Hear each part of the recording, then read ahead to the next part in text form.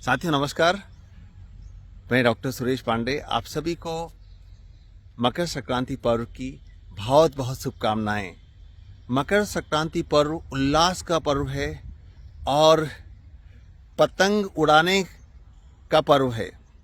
साथियों आइए हम जीवन में पतंग से 5 सफलता के महत्वपूर्ण सूत्र सीखते चलें।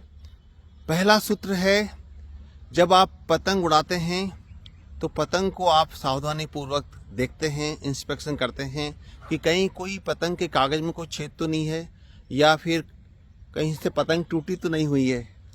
ठीक उसी प्रकार जीवन में सफलता पाने के लिए सीरियस इंट्रोस्पेक्शन करें, अपनी कमियों पर ध्यान दें और कमियों को सुधारते हुए चलें। टूटी हुई पतंग आसमान की ऊंचाइयों तक नहीं पहुंच सकती। ठीक उसी प्रकार यदि आपके जीवन में सीरियस फ्लॉज हैं, सीरियस कमियां हैं, तो सफलता के शीर्ष स्थान पर पहुंचना मुश्किल है।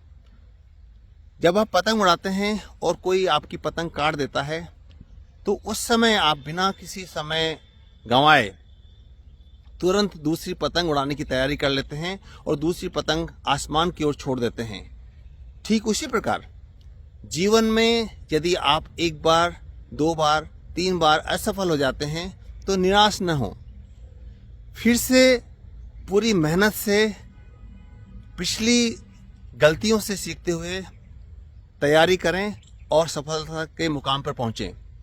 तीसरी महत्वपूर्ण सूत्र जो पतंग से हमें सीखने को मिलती है, जब आप पतंग उड़ाते हैं तो आप ध्यान रखते हैं कि कहीं पतंग बिजली के पोल्स में या पेड़ों में न उलझ जाए। ठीक उसी प्रकार जीवन रूपी पतंग के शीर्ष पर, जीवन रूपी पतंग की सफलता के शीर्ष पर पहुंचने के लिए हमें अपने आप को फोकस रखना बहुत जरूरी है। फोकस रखने से ही हम सफलता के शीर्ष पर पहुंच सकते हैं।